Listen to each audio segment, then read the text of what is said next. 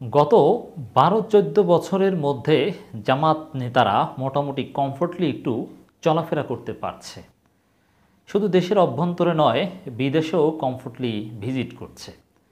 এই দৃশ্য নতুন প্রজন্ম অনেকে দেখেই নেই। জামাত নেতাদের উপর জুলুম নির্যাতন করে সরকার এমন একটা পরিস্থিতি তৈরি করেছে। একটা সময় ছিল জামাতের আমির, সেক্রেটারি জেনারেল বা পদধারী গুরুত্বপূর্ণ কোনো নেতা তারা জুমার নামাজ পড়তেও যেতে পারতো না। আমিরে জামাত, বাংলাদেশ জামাত ইসলামের আমির ডাক্তার শফিকুর রহমান নিজে কিছুদিন আগে জানিয়েছেন যে তাকে গত ১৫ বছরে প্রায় ২৫০ থেকে ৩০০ বা ৩৫০ বার তার বাসস্থান পরিবর্তন করতে হয়েছে, স্থান পরিবর্তন করতে হয়েছে। চিন্তা করেন, একজন মানুষের ৬০, ৭০, ৮০ বছরের জীবনেও তো এতবার তার স্থান পরিবর্তন হয় না, অথচ জামাতের নেতাদের করতে হয়েছে।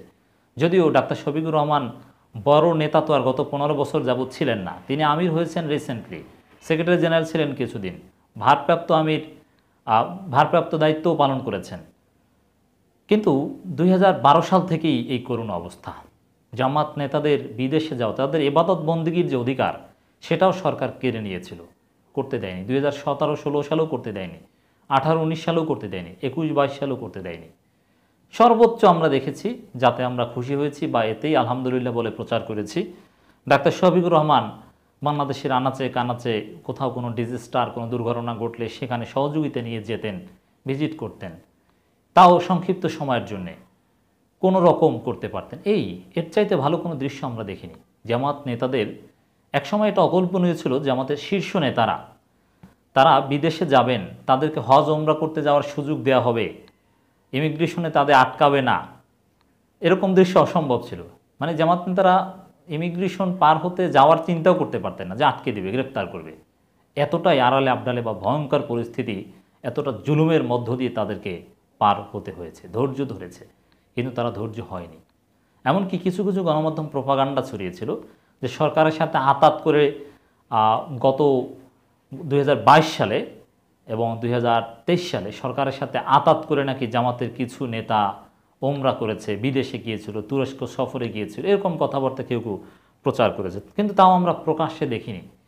কিন্তু অবশেষে আমরা ২০২৪ সালের এই এপ্রিল মাসে আমরা দেখতে পাচ্ছি জামাত নেতারা নির্বিঘ্নে ইবাদত বন্দেগী করতে পারছে। সরকার তেমন কিছু বলছে না। জামাত নেতারা ওমরা করতে যাচ্ছে, গুরুত্বপূর্ণ নেতারাও যাচ্ছে। জামাত কিছুদিন আগেও জামাতের প্রধান যিনি ছিলেন, ভারপ্রাপ্ত আমির, বর্তমানে নায়েবে আমির, সাবেক এমপি অধ্যাপক মুজিবুর রহমান, কঠিন সময় যিনি ভারপ্রাপ্ত আমিরের দায়িত্ব পালন করেছিলেন একাধিকবার, সে অধ্যাপক মুজিবুর রহমান ওমরা করতে গিয়েছেন। এর মানে ওমরা করতে এবার তাকে বাধা দেওয়া হয়নি, তার অধিকার দেওয়া হয়েছে। আমরা একটা ছবিতে দেখতে পাচ্ছি অধ্যাপক মুজিবুর রহমান আল্লামা সাঈদীর সুযোগ্য পুত্র জনাব শামীম সাঈদীর সাথে কথা বলছেন। পাশে প্রখ্যাত আলেমে দ্বীন, জনপ্রিয় আলেম জনাব মাওলানা ফখরুদ্দিন আহমেদ বসে আছেন। আরও জামাতের নেতারা, শিবির সাবেক সভাপতি বা আরও অনেকে ওমরা করতে যাচ্ছেন। সবার ছবি বা সবার খবর গণমাধ্যমে আসছেও না। মানে এখন ওইভাবে বাধা দেওয়া হচ্ছে না, এটা হচ্ছে খবর। খুবই ভালো লাগার দৃশ্য। এখন এটা কিভাবে সম্ভব হয়েছে? এখন এই মাহবুব মোর্শেদ বা এই টাইপের কিছু বিএনপির ভারতের দালাল বুদ্ধিজীবী, এরা তো এর পেছনেও সরকারের সাথে জামাতের আতাত বা সমঝোতা দেখে, কিন্তু না, এটা হচ্ছে জামাত নেতারা পরিস্থিতির সুযোগ নিয়ে তাদের ইবাদত বন্দেগীর অধিকার এক্সারসাইজ করছে। এটা হচ্ছে সঠিক কথা। সরকার নির্বাচন করেছে, একটা ডামি নির্বাচন, ক্ষমতায় এসেছে। এখন সরকারের জন্য জরুরি কিছুটা গণতান্ত্রিক পরিবেশ দেখানো, যে না, আমরা ক্ষমতায় এসেছি, যারা অন্যায় করেছিল তাদেরকে কারাগারে রেখেছি, বিনা বিচারে আমরা কাউকে আটক রাখছি না, জামিন পেয়েছে, জামিনের পরে চার্জশিট হচ্ছে, বিচার চলছে, তারপরও তারা বিদেশে, যেমন আমির হামজা কিছুদিন আগে ওমরা করে আসছে, তাকেও কিন্তু আটকানো হয়নি, অথচ তার বিরুদ্ধে মামলা, চার্জশিট দেওয়া হয়েছে, জামিনে আছে। অনেক ক্ষেত্রে এই ধরনের আসামিদেরকে বিদেশ সফর করতে দেওয়া হয় না, কিন্তু দেওয়া হচ্ছে। এর মানে সরকার যে গণতান্ত্রিক, সরকার যে উদার, সরকার যে বিরোধীদের অধিকার দিচ্ছে, এরকম একটা ভাব পশ্চিমাদের দেখানো সরকারের জন্য জরুরি। আমেরিকাকে যে চুপ করিয়ে রেখেছে, আমেরিকা কোনো কঠিন পদক্ষেপ নেয়নি, ইউরোপীয় ইউনিয়ন কিংবা যুক্তরাজ্য তেমন কোনো কঠিন পদক্ষেপ নেয়নি। এই পরিস্থিতি তৈরি করতে সরকারকে কিছু কৃত্রিম নাটক করতে হচ্ছে, কিছু উদারতা দেখাতে হচ্ছে, গণতান্ত্রিক কিছু অধিকার বিরোধীদেরকে দিতে হচ্ছে।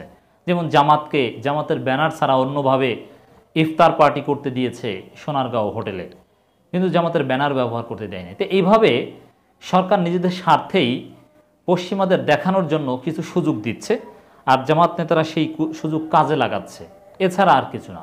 সত্যি চমৎকার, দূরদর্শী সিদ্ধান্ত। এই সুযোগ কাজে লাগিয়ে ইবাদত বন্দিগি করা। আমিরে জামাত ওমরা করবেন, আমরা সে আশা করি। এতেকাফ করছেন, আরও অনেক ভালো কিছু আমরা দেখব ইনশাআল্লাহ।